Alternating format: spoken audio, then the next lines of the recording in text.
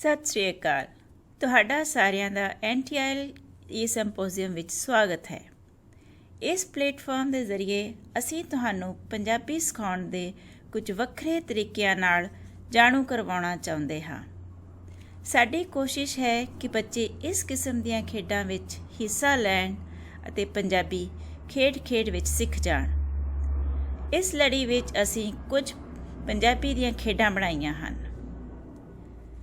ਪੜ੍ਹਾਉਣ ਤੋਂ ਇਲਾਵਾ ਅਸੀਂ ਭਾਸ਼ਾ ਨੂੰ ਕਈ ਹੋਰ ਤਰੀਕਿਆਂ ਨਾਲ ਵੀ ਸਿਖਾ ਸਕਦੇ ਹਾਂ, ਜਿਵੇਂ ਖੇਡਾਂ ਰਾਹੀਂ, ਸਕੂਲ ਵਿੱਚ ਆਪਣੇ ਸਾਥੀਆਂ ਨਾਲ ਮਾਂ ਬੋਲੀ ਵਿੱਚ ਗੱਲ ਕਰਕੇ, ਕਲਾਸ ਵਿੱਚ ਚਾਰਟ ਤੋਂ ਹਮੇਸ਼ਾ ਵਰਤੇ ਜਾਣ ਵਾਲੇ ਸ਼ਬਦਾਂ ਨੂੰ ਦਿਖਾ ਕੇ। ਇਹਨਾਂ ਸ਼ਬਦਾਂ ਨੂੰ ਸਮੇਂ-ਸਮੇਂ 'ਤੇ ਬਦਲਿਆ ਜਾ ਸਕਦਾ ਹੈ। ਕਹਾਣੀਆਂ ਸੁਣਨ ਅਤੇ ਕਹਾਣੀ ਦੀਆਂ ਕਿਤਾਬਾਂ ਪੜ੍ਹਨ ਲਈ ਉਤਸ਼ਾਹਿਤ ਕੀਤਾ ਜਾ ਸਕਦਾ ਹੈ। ਅਜਿਹਾ ਕਰਨ ਨਾਲ ਬੱਚੇ ਬਿਨਾਂ ਕਿਸੇ ਦਬਾਅ ਦੇ ਆਸਾਨੀ ਨਾਲ ਭਾਸ਼ਾ ਸਿੱਖ ਸਕਦੇ ਹਨ। ਅੱਜ ਇਸ ਸਿੰਪੋਜ਼ੀਅਮ ਦੇ ਵਿਆਕਰਨ ਅਤੇ ਸ਼ਬਦਾਵਲੀ ਭਾਗ ਵਿੱਚ ਵਾਕ ਵਟਾਂਦਰਾ, ਸਮਾਸੀ ਸ਼ਬਦ, ਮੁਹਾਵਰੇ, ਅਖਾਣ ਅਤੇ ਵਾਕਾਂਸ਼ ਸਿਖਾਏ ਜਾ ਸਕਦੇ ਹਨ। ਆਓ ਹੁਣ ਵਾਕ ਵਟਾਂਦਰਾ ਕਰਨ ਦੇ ਤਰੀਕਿਆਂ ਨੂੰ ਸਮਝੀਏ। ਵਾਕ ਵਟਾਂਦਰਾ ਦਾ ਅਰਥ ਹੈ ਵਾਕ ਦਾ ਅਰਥ ਬਦਲੇ ਬਗੈਰ ਵਾਕ ਦਾ ਰੂਪ ਬਦਲਣਾ।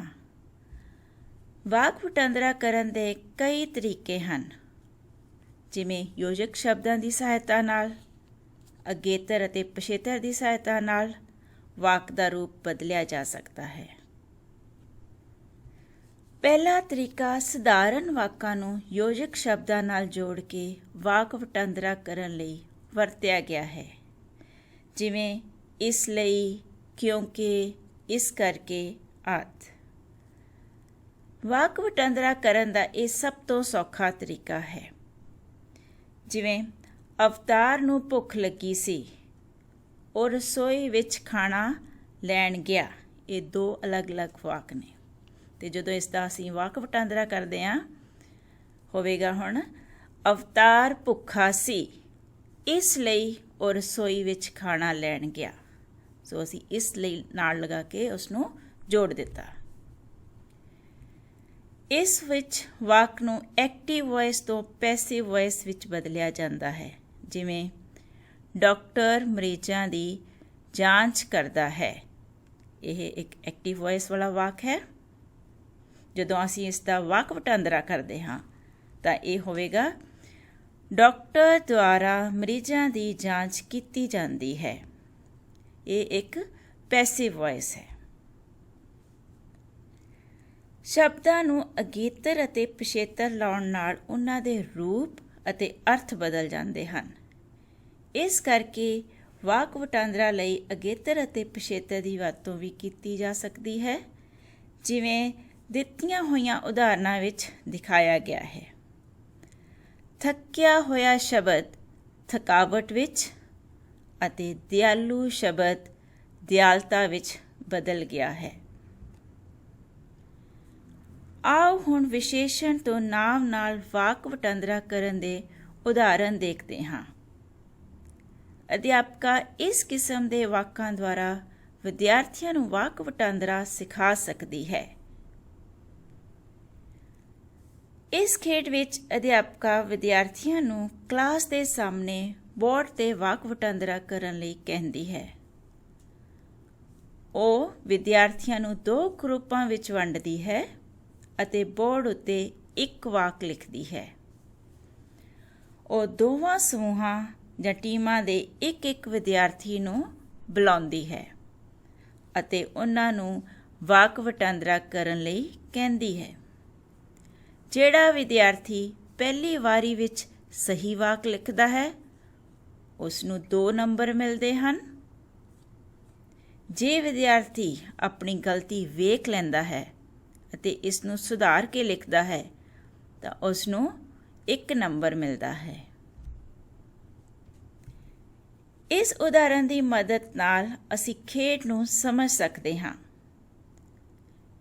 ਟੀਮ A ਅਤੇ B ਦੇ ਵਿਦਿਆਰਥੀ ਦਿੱਤੇ ਗਏ ਵਾਕ ਦਾ ਵਾਕ ਵਟਾਂਦਰਾ ਕਰਦੇ ਹਨ ਅਤੇ ਇਸ ਨੂੰ ਬੋਰਡ 'ਤੇ ਲਿਖਦੇ ਹਨ। ਅਧਿਆਪਕਾ ਉਹਨਾਂ ਦੇ ਉੱਤਰ ਅਨੁਸਾਰ ਨੰਬਰ ਦਿੰਦੀ ਹੈ। ਇੱਥੇ ਆਈਸਕ੍ਰੀਮ ਸਟਿਕ ਦੀ ਸਹਾਇਤਾ ਨਾਲ ਵਾਕ ਵਟਾਂਦਰਾ ਦਾ ਖੇਡ ਦਿਖਾਇਆ ਗਿਆ ਹੈ। ਅਧਿਆਪਕਾ ਆਈਸਕ੍ਰੀਮ ਸਟਿਕ ਦੀ ਜਗ੍ਹਾ ਕਾਰਡਬੋਰਡ ਦੀ ਵਰਤੋਂ ਵੀ ਕਰ ਸਕਦੀ ਹੈ। ਉਹ ਇੱਕ ਵਾਕ ਸਟਿਕ 'ਤੇ ਲਿਖਦੀ ਹੈ, ਦੂਜੀ ਸਟਿਕ 'ਤੇ ਉਸ ਦਾ ਵਾਕ ਵਟਾਂਦਰਾ ਲਿਖਦੀ ਹੈ ਅਤੇ ਤੀਜੀ ਸਟਿਕ 'ਤੇ ਉਸ ਦੇ ਉੱਤਰ ਵਿੱਚ ਕੋਈ ਗਲਤੀ ਕਰ ਦਿੰਦੀ ਹੈ। ਇਸ ਤਰ੍ਹਾਂ ਖੇਡ ਚੱਲਦੀ ਰਹਿੰਦੀ ਹੈ। ਹਰ ਇੱਕ ਵਿਦਿਆਰਥੀ ਨੇ ਬਿਨਾਂ ਕਿਸੇ ਸਟਿਕ ਨੂੰ ਹਿਲਾਏ 2 ਸਟਿਕ ਚੁੱਕਣੀਆਂ ਹੁੰਦੀਆਂ ਹਨ, ਜਿਨ੍ਹਾਂ ਦਾ ਅਰਥ ਇੱਕੋ ਜਿਹਾ ਹੁੰਦਾ ਹੈ। ਜੇ ਉਹ ਵਿਦਿਆਰਥੀ ਬਿਨਾਂ ਸਟਿਕ ਹਿਲਾਏ ਸਹੀ ਸਟਿਕ ਚੁੱਕਦਾ ਹੈ ਤਾਂ ਉਸ ਨੂੰ 2 ਨੰਬਰ ਮਿਲਦੇ ਹਨ। ਜੇ ਉਹ ਸਟਿਕ ਚੁੱਕਦੇ ਸਮੇਂ ਕਿਸੇ ਦੂਜੀ ਸਟਿਕ ਨੂੰ ਹਿਲਾ ਦੇਵੇ ਤਾਂ ਉਸ ਨੂੰ 1 ਨੰਬਰ ਮਿਲਦਾ ਹੈ। ਜੇ ਉਹ ਗਲਤ ਸਟਿਕ ਚੁੱਕਦਾ ਹੈ ਤਾਂ ਉਸ ਨੂੰ ਕੋਈ ਨੰਬਰ ਨਹੀਂ ਮਿਲਦਾ। ਆਓ ਇਸ ਖੇਡ ਨੂੰ ਉਦਾਹਰਨ ਨਾਲ ਸਮਝਦੇ ਹਾਂ। ਜਿਵੇਂ ਕਿ ਵਾਕ ਹੈ, ਮੈਂ ਦਫ਼ਤਰ ਸਮੇਂ ਸਿਰ ਪਹੁੰਚਣਾ ਚਾਹੁੰਦਾ ਸੀ, ਇਸ ਲਈ ਮੈਂ ਟੈਕਸੀ ਰਾਹੀਂ ਗਿਆ। ਉਸ ਦਾ ਵਾਕ ਵਟਾਂਦਰਾ ਹੈ, ਮੈਂ ਦਫ਼ਤਰ ਟੈਕਸੀ ਰਾਹੀਂ ਗਿਆ ਕਿਉਂਕਿ ਮੈਂ ਸਮੇਂ ਸਿਰ ਪਹੁੰਚਣਾ ਚਾਹੁੰਦਾ ਸੀ। ਪਰ ਤੀਜੇ ਵਾਕ ਵਿੱਚ ਕਿਉਂਕਿ ਦੀ ਜਗ੍ਹਾ ਤਾਂ ਕਿ ਲਿਖਿਆ ਹੈ, ਜੋ ਗਲਤ ਹੈ। ਜਿਵੇਂ ਕਿ ਮੈਂ ਟੈਕਸੀ ਰਾਹੀਂ ਦਫ਼ਤਰ ਗਿਆ ਤਾਂ ਕਿ ਮੈਂ ਸਮੇਂ ਸਿਰ ਪਹੁੰਚਣਾ ਚਾਹੁੰਦਾ ਸੀ। ਇਸ ਤਰ੍ਹਾਂ ਵਿਦਿਆਰਥੀਆਂ ਨੂੰ ਧਿਆਨ ਨਾਲ ਸਟਿਕ ਚੁੱਕਣੀ ਪੈਂਦੀ ਹੈ। ਇਸ ਉਦਾਹਰਨ ਵਿੱਚ ਪਹਿਲੇ ਅਤੇ ਦੂਜੇ ਵਾਕ ਦਾ ਅਰਥ ਇੱਕੋ ਜਿਹਾ ਹੈ, ਪਰ ਤੀਜਾ ਵਾਕ ਗਲਤ ਹੈ। ਆਓ ਇਸ ਖੇਡ ਨੂੰ ਉਦਾਹਰਨ ਨਾਲ ਸਮਝਦੇ ਹਾਂ। ਜਿਵੇਂ ਕਿ ਵਾਕ ਹੈ, ਰੀਮਾ ਬਹੁਤ ਥੱਕ ਗਈ ਸੀ ਤਾਂ ਵੀ ਉਸਨੇ ਆਪਣਾ ਕੰਮ ਪੂਰਾ ਕਰ ਲਿਆ। ਉਸ ਦਾ ਵਾਕ ਵਟਾਂਦਰਾ ਹੈ, ਰੀਮਾ ਬਹੁਤ ਥੱਕ ਗਈ ਸੀ ਫਿਰ ਵੀ ਉਸਨੇ ਆਪਣਾ ਕੰਮ ਪੂਰਾ ਕਰ ਲਿਆ। ਪਰ ਦੂਜੇ ਵਾਕ ਵਿੱਚ ਫਿਰ ਵੀ ਦੀ ਜਗ੍ਹਾ 'ਤੇ ਤਾਂ ਕਿ ਲਿਖਿਆ ਹੈ, ਜੋ ਗਲਤ ਹੈ। ਇਸ ਤਰ੍ਹਾਂ ਵਿਦਿਆਰਥੀਆਂ ਨੂੰ ਧਿਆਨ ਨਾਲ ਸਟਿਕ ਚੁੱਕਣੀ ਪੈਂਦੀ ਹੈ। ਇਸ ਉਦਾਹਰਨ ਵਿੱਚ ਪਹਿਲੇ ਅਤੇ ਤੀਜੇ ਵਾਕ ਦਾ ਅਰਥ ਇੱਕੋ ਜਿਹਾ ਹੈ। ਚਲੋ ਹੁਣ ਕਹਾਣੀ ਦੇ ਵਾਕਾਂ ਦਾ ਵਾਕ ਵਟਾਂਦਰਾ ਕਰਕੇ ਦੇਖਦੇ ਹਾਂ। ਹੁਣ ਉਸੇ ਕਹਾਣੀ ਦਾ ਰੂਪ ਬਦਲ ਕੇ ਪੜ੍ਹਦੇ ਹਾਂ। ਜਦੋਂ ਅਸੀਂ ਕਿਸੇ ਹੋਰ ਵਿਅਕਤੀ ਦੁਆਰਾ ਕਹੀ ਗੱਲ ਦੱਸਣੀ ਹੁੰਦੀ ਹੈ ਤਾਂ ਮੇਰਾ, ਮੇਰੇ, ਮੇਰੀ ਦੀ ਜਗ੍ਹਾ 'ਤੇ ਉਸਦਾ, ਉਸਦੇ ਅਤੇ ਉਸ ਦੀ ਲਿਖਿਆ ਜਾਂਦਾ ਹੈ। ਜਿਵੇਂ ਕਿ ਤੁਸੀਂ ਉਦਾਹਰਨ ਦੇਖ ਸਕਦੇ ਹੋ, ਜਦ ਅਨੀਤਾ ਹਰਦੀਪ ਨੂੰ ਅਲੀ ਬਾਰੇ ਦੱਸਦੀ ਹੈ ਤਾਂ ਉਹ ਉਸ ਦੇ ਨਾਨੀ ਜੀ ਇਹਨਾਂ ਸ਼ਬਦਾਂ ਦਾ ਪ੍ਰਯੋਗ ਕਰਦੀ ਹੈ। ਜਿਵੇਂ ਕਿ ਅਨੀਤਾ ਕਹਿ ਰਹੀ ਹੈ, ਹਰਦੀਪ ਅੱਜ ਅਲੀ ਸਕੂਲ ਨਹੀਂ ਆਵੇਗਾ ਕਿਉਂਕਿ ਉਸ ਦੇ ਨਾਨੀ ਜੀ ਆਸਟ੍ਰੇਲੀਆ ਤੋਂ ਆ ਰਹੇ ਹਨ। ਆਓ ਅਗੇਤਰ, ਪਿਛੇਤਰ ਅਤੇ ਸੰਧੀ ਛੇਦ ਸਿੱਖੀਏ। ਸਮਾਸੀ ਸ਼ਬਦ ਉਹ ਹੁੰਦੇ ਹਨ ਜਿਹੜੇ ਸ਼ਬਦ 2 ਜਾਂ 2 ਵੱਧ ਮੂਲ ਸ਼ਬਦਾਂ ਦੇ ਜੋੜ ਤੋਂ ਬਣੇ ਹੁੰਦੇ ਹਨ। ਅਸੀਂ ਇਸ ਉਦਾਹਰਨ ਨੂੰ ਦੇਖ ਕੇ ਇਸ ਵਿੱਚ ਆਈ ਤਬਦੀਲੀ ਨੂੰ ਆਸਾਨੀ ਨਾਲ ਸਮਝ ਸਕਦੇ ਹਾਂ। ਜਿਵੇਂ ਕਿ ਸ਼ਬਦ ਸ਼ਰਧਾ ਪਲੱਸ ਆਲੂ, ਇਹ ਬਣ ਗਿਆ ਸ਼ਰਧਾਲੂ। ਤੇ ਇਹਨਾਂ ਦੋਨਾਂ ਸ਼ਬਦਾਂ ਦੇ ਜੁੜਨ ਨਾਲ ਇਸ ਦੇ ਉਚਾਰਨ ਅਤੇ ਮਾਤਰਾ ਵਿੱਚ ਬਦਲਾਵ ਆ ਜਾਂਦਾ ਹੈ। ਪਿੱਛਾ ਪਲੱਸ ਆੜੀ, ਪਿਛਾੜੀ। ਇਸ ਖੇਡ ਵਿੱਚ ਕੁਝ ਸ਼ਬਦ ਦਿੱਤੇ ਗਏ ਹਨ। ਉਹਨਾਂ ਸ਼ਬਦਾਂ ਨੂੰ ਚੁਣ ਕੇ ਸਹੀ ਸਥਾਨ 'ਤੇ ਲਿਖਣਾ ਹੈ। ਇਸ ਤਰ੍ਹਾਂ ਦੇ ਅਭਿਆਸ ਜਮਾਤ ਵਿੱਚ ਕਰਵਾਏ ਜਾ ਸਕਦੇ ਹਨ, ਜਿਵੇਂ ਕਿ ਤੁਹਾਨੂੰ ਲੱਭਣਾ ਪਵੇਗਾ ਕਿ ਅਸਮਾਨੀ ਸ਼ਬਦ ਕਿਹੜੀ ਜਗ੍ਹਾ 'ਤੇ ਜਾਏਗਾ।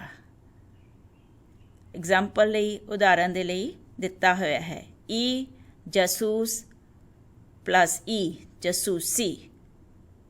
ਸੋ ਤੁਸੀਂ ਹੁਣ ਦੇਖ ਸਕਦੇ ਹੋ ਕਿ ਇਹ ਸ਼ਬਦ ਅਸਮਾਨੀ ਸ਼ਬਦ ਕਿੱਥੇ ਜਾਵੇਗਾ। ਇਸ ਖੇਡ ਵਿੱਚ ਵਿਦਿਆਰਥੀ 2 ਸ਼ਬਦਾਂ ਨੂੰ ਜੋੜ ਕੇ ਇੱਕ ਨਵਾਂ ਸ਼ਬਦ ਬਣਾਉਣਗੇ। ਤੁਸੀਂ ਤਸਵੀਰ ਨੂੰ ਧਿਆਨ ਨਾਲ ਵੇਖੋ ਅਤੇ ਪਹਿਲਾਂ ਸੋਚੋ ਕਿ ਕਿਹੜਾ ਸ਼ਬਦ ਹੋਵੇਗਾ। ਫਿਰ ਤੁਸੀਂ ਉਹਨਾਂ ਸ਼ਬਦਾਂ ਦਾ ਸੰਧੀ ਛੇਦ ਕਰਕੇ ਲਿਖ ਸਕਦੇ ਹੋ। ਜਿਵੇਂ ਤਸਵੀਰ ਤੁਸੀਂ ਦੇਖੋਗੇ ਜਾਦੂਗਰ। ਸੋ ਜਾਦੂਗਰ ਕਿਵੇਂ ਬਣਿਆ? ਜਾਦੂ ਪਲੱਸ ਗਰ, ਜਾਦੂਗਰ। ਅਗੇਤਰ ਉਹ ਸ਼ਬਦ ਹੁੰਦੇ ਹਨ ਜਿਨ੍ਹਾਂ ਨੂੰ ਕਿਸੇ ਮੂਲ ਸ਼ਬਦ ਦੇ ਅੱਗੇ ਲਾਉਣ ਨਾਲ ਸ਼ਬਦ ਦਾ ਅਰਥ ਬਦਲ ਜਾਂਦਾ ਹੈ ਜਾਂ ਉਸ ਸ਼ਬਦ ਦੀ ਵਿਸ਼ੇਸ਼ਤਾ ਪ੍ਰਗਟ ਹੁੰਦੀ ਹੈ। ਆਓ ਹੁਣ ਦੇਖੀਏ ਪਿਛੇਤਰ। ਪਿਛੇਤਰ ਉਹ ਸ਼ਬਦ ਹੁੰਦੇ ਹਨ ਜਿਨ੍ਹਾਂ ਨੂੰ ਕਿਸੇ ਮੂਲ ਸ਼ਬਦ ਦੇ ਪਿੱਛੇ ਲਾਉਣ ਨਾਲ ਸ਼ਬਦ ਦਾ ਅਰਥ ਬਦਲ ਜਾਂਦਾ ਹੈ ਜਾਂ ਉਸ ਸ਼ਬਦ ਦੀ ਵਿਸ਼ੇਸ਼ਤਾ ਪ੍ਰਗਟ ਹੁੰਦੀ ਹੈ। ਇਸ ਕਹਾਣੀ ਵਿੱਚ ਵਰਤੇ ਗਏ ਬਹੁਤ ਸਾਰੇ ਸ਼ਬਦਾਂ ਦਾ ਸੰਧੀ ਛੇਦ ਕੀਤਾ ਜਾ ਸਕਦਾ ਹੈ, ਜਿਵੇਂ ਪੁਸਤਕਾਲਾ, ਹਮ ਜਮਾਤੀ, ਹਮ ਉਮਰ, ਪਾਠਸ਼ਾਲਾ ਆਦਿ। ਅਧਿਆਪਕਾ ਪਾਠ ਪੜ੍ਹਾਉਂਦੇ ਸਮੇਂ ਸੰਧੀ ਛੇਦ ਸ਼ਬਦਾਂ ਲਈ ਹੇਠ ਲਕੀਰ ਵਾਉਣ ਲਈ ਕਹਿ ਸਕਦੀ ਹੈ ਅਤੇ ਉਹਨਾਂ ਦਾ ਸੰਧੀ ਛੇਦ ਕਰਵਾ ਸਕਦੀ ਹੈ। ਇਸ ਕਹਾਣੀ ਵਿੱਚ ਵਰਤੇ ਗਏ ਬਹੁਤ ਸਾਰੇ ਸ਼ਬਦਾਂ ਦਾ ਸੰਧੀ ਛੇਦ ਕੀਤਾ ਜਾ ਸਕਦਾ ਹੈ, ਜਿਵੇਂ ਸ਼ਬਦਾਰਥ, ਸ਼ਬਦਾਵਲੀ, ਸਦਅਭਿਯੋਗ ਆਦਿ। ਇਸ ਚਿੱਠੀ ਵਿੱਚ ਬਹੁਤ ਸਾਰੇ ਸਮਾਸੀ ਸ਼ਬਦ ਵੀ ਹਨ, ਜਿਵੇਂ ਪਰਦੇਸ, ਦਿਲ ਖਿੱਚਵੇਂ, ਮਹਿਮਾਨਦਾਰੀ, ਮਿਲਨਸਾਰ ਆਦਿ। ਇਹ ਦੇਖ ਕੇ ਅਸੀਂ ਕਹਿ ਸਕਦੇ ਹਾਂ ਕਿ ਸਾਡੀ ਗੱਲਬਾਤ ਅਤੇ ਲਿਖਤ ਵਿੱਚ ਅਸੀਂ ਅਜਿਹੇ ਬਹੁਤ ਸਾਰੇ ਸ਼ਬਦ ਵਰਤਦੇ ਹਾਂ ਜਿਨ੍ਹਾਂ ਵਿੱਚ ਸਮਾਸੀ ਸ਼ਬਦ, ਅਗੇਤਰ ਪਿਛੇਤਰ ਆਉਂਦੇ ਹਨ। ਜਿਵੇਂ ਕਿ ਇਹ ਚਿੱਠੀ ਲਿਖੀ ਹੈ। ਪਿਆਰੇ ਮਾਤਾ ਜੀ, ਤੁਹਾਨੂੰ ਪਤਾ ਹੀ ਹੈ ਕਿ ਮੈਂ ਹਾਲ ਹੀ ਵਿੱਚ ਪਰਦੇਸ ਦਾ ਸਫ਼ਰ ਕੀਤਾ ਸੀ। ਸੋ ਪਰਦੇਸ ਸ਼ਬਦ ਦਾ ਤੁਸੀਂ ਸੰਧੀ ਛੇਦ ਕਰ ਸਕਦੇ ਹੋ। ਰਸਤੇ ਵਿੱਚ ਇੰਨੇ ਸੁੰਦਰ ਦਿਲ ਖਿੱਚਵੇਂ ਨਜ਼ਾਰੇ ਸਨ ਜਿਨ੍ਹਾਂ ਨੂੰ ਮੈਂ ਆਪਣੇ ਸ਼ਬਦਾਂ ਵਿੱਚ ਬਿਆਨ ਨਹੀਂ ਕਰ ਸਕਦਾ ਸੀ। ਸੋ ਚਿੱਠੀ ਵਿੱਚ ਜਿੰਨੇ ਵੀ ਆਏ ਸੰਧੀ ਛੇਦ ਸ਼ਬਦ ਹਨ, ਉਹਨਾਂ ਹੇਠ ਲਕੀਰ ਵਾ ਕੇ ਤੁਸੀਂ ਉਹਨਾਂ ਦਾ ਸੰਧੀ ਛੇਦ ਕਰ ਸਕਦੇ ਹੋ। ਭਾਵ ਸਭ ਤੋਂ ਪਹਿਲਾਂ ਸੰਧੀ ਛੇਦ ਵਾਲੇ ਸ਼ਬਦ ਲੱਭੋ ਪੈਰੇ ਵਿੱਚੋਂ, ਫਿਰ ਉਹਨਾਂ ਦੀ ਸੰਧੀ ਛੇਦ ਕਰੋ। ਆਓ ਹੁਣ ਸੰਧੀ ਛੇਦ ਦੇ ਆਧਾਰ 'ਤੇ ਇੱਕ ਖੇਡ ਖੇਡੀਏ। ਅਧਿਆਪਕਾ ਵਿਦਿਆਰਥੀਆਂ ਦੇ 2 ਗੁੱਪ ਬਣਾ ਕੇ ਉਹਨਾਂ ਨੂੰ 2 ਲਿਫਾਫੇ ਦੇਵੇਗੀ। ਉਹ ਵਿਦਿਆਰਥੀਆਂ ਨੂੰ ਦੋਨੇ ਲਿਫਾਫਿਆਂ ਦੇ ਸ਼ਬਦ ਜੋੜ ਕੇ ਨਵੇਂ ਸ਼ਬਦ ਬਣਾਉਣ ਲਈ ਕਹੇਗੀ। ਜਿਹੜਾ ਗਰੁੱਪ ਸਹੀ ਅਤੇ ਸਭ ਤੋਂ ਵੱਧ ਸ਼ਬਦ ਬਣਾਵੇਗਾ ਉਹ ਖੇਡ ਜਿੱਤ ਜਾਵੇਗਾ। ਆਓ ਇਸ ਉਦਾਹਰਨ ਦੀ ਸਹਾਇਤਾ ਨਾਲ ਖੇਡ ਨੂੰ ਸਮਝੀਏ। ਲਿਫਾਫਾ 1 ਵਿੱਚ ਪੀਲੇ ਰੰਗ ਦੇ ਕਾਰਡ ਹਨ ਅਤੇ ਲਿਫਾਫਾ 2 ਵਿੱਚ ਨੀਲੇ ਰੰਗ ਦੇ ਕਾਰਡ ਹਨ। ਜਿਵੇਂ ਵਿਦਿਆਲਾ ਸ਼ਬਦ ਵਿਦਿਆ ਅਤੇ ਆਲਾ 2 ਸ਼ਬਦਾਂ ਤੋਂ ਬਣਿਆ ਹੈ। ਸਜਾਵਟ ਸ਼ਬਦ ਸਜ ਅਤੇ ਆਵਟ ਸ਼ਬਦਾਂ ਦੇ ਜੋੜ ਨਾਲ ਬਣਾਇਆ ਗਿਆ ਹੈ। ਵਿਦਿਆਰਥੀ ਇਸ ਗੇਮ ਵਿੱਚ ਬਹੁਤ ਆਨੰਦ ਮਾਣਨਗੇ ਕਿਉਂਕਿ ਉਹਨਾਂ ਨੇ 2 ਸ਼ਬਦ ਚੁੱਕਣੇ ਹੁੰਦੇ ਹਨ ਅਤੇ ਉਹਨਾਂ ਦਾ ਇੱਕ ਨਵਾਂ ਸ਼ਬਦ ਬਣਾਉਣਾ ਹੁੰਦਾ ਹੈ। ਆਓ ਮੁਹਾਵਰੇ, ਅਖਾਣ ਅਤੇ ਵਾਕਾਂਸ਼ ਸਿਖਾਉਣ ਦੇ ਕੁਝ ਅਨੋਖੇ ਤਰੀਕੇ ਦੇਖਦੇ ਹਾਂ। ਪਹਿਲਾ ਤਰੀਕਾ ਹੈ ਅਖਾਣ, ਮੁਹਾਵਰੇ ਅਤੇ ਵਾਕਾਂਸ਼ ਜਮਾਤ ਵਿੱਚ ਦੱਸਣੇ। ਅਧਿਆਪਕਾ ਜਮਾਤ ਵਿੱਚ ਵੱਖ-ਵੱਖ ਭਾਵਨਾਵਾਂ ਨੂੰ ਦਿਖਾਉਣ ਵਾਲੇ ਮੁਹਾਵਰੇ ਬੁਲੇਟਿਨ ਬੋਰਡ ਤੇ ਲਾ ਸਕਦੀ ਹੈ, ਉਹ ਹਰ ਹਫ਼ਤੇ ਇੱਕ ਨਵਾਂ ਮੁਹਾਵਰਾ ਵੀ ਲਾ ਸਕਦੀ ਹੈ। ਅਧਿਆਪਕਾ ਉਸ ਮੁਹਾਵਰੇ ਦਾ ਅਰਥ, ਉਸ ਨਾਲ ਸੰਬੰਧਿਤ ਤਸਵੀਰ ਅਤੇ ਉਸ ਦੀ ਉਦਾਹਰਨ ਅਤੇ ਵਰਤੋਂ ਦਿਖਾ ਸਕਦੀ ਹੈ। ਜਿਵੇਂ ਕਿ ਉਦਾਹਰਨ ਵਿੱਚ ਦੱਸਿਆ ਗਿਆ ਹੈ, ਅਧਿਆਪਕਾ ਹਫ਼ਤੇ ਦਾ ਮੁਹਾਵਰਾ ਬੋਰਡ ਤੇ ਲਾ ਸਕਦੀ ਹੈ। ਵਿਦਿਆਰਥੀਆਂ ਨੂੰ ਹਫ਼ਤੇ ਵਿੱਚ ਗੱਲਬਾਤ ਦੌਰਾਨ ਅਤੇ ਲਿਖਣ ਵਿੱਚ ਉਹ ਮੁਹਾਵਰੇ ਦੀ ਵਰਤੋਂ ਕਰਨ ਲਈ ਉਤਸ਼ਾਹਿਤ ਕਰ ਸਕਦੀ ਹੈ। ਜਦੋਂ ਵਿਦਿਆਰਥੀ ਮੁਹਾਵਰੇ ਦੀ ਸਹੀ ਵਰਤੋਂ ਕਰਦੇ ਹਨ ਤਾਂ ਉਹਨਾਂ ਦੀ ਪ੍ਰਸ਼ੰਸਾ ਜ਼ਰੂਰ ਕਰਨੀ ਚਾਹੀਦੀ ਹੈ। ਇੱਥੇ ਮੂੰਹ ਵਿੱਚ ਪਾਣੀ ਭਰ ਆਉਣਾ ਮੁਹਾਵਰਾ ਦਿਖਾਇਆ ਗਿਆ ਹੈ। ਜਦੋਂ ਕਿਸੇ ਸਵਾਦ ਚੀਜ਼ ਨੂੰ ਅਸੀਂ ਦੇਖਦੇ ਹਾਂ ਤਾਂ ਸਾਡੇ ਮੂੰਹ ਵਿੱਚ ਪਾਣੀ ਭਰ ਆਉਂਦਾ ਹੈ।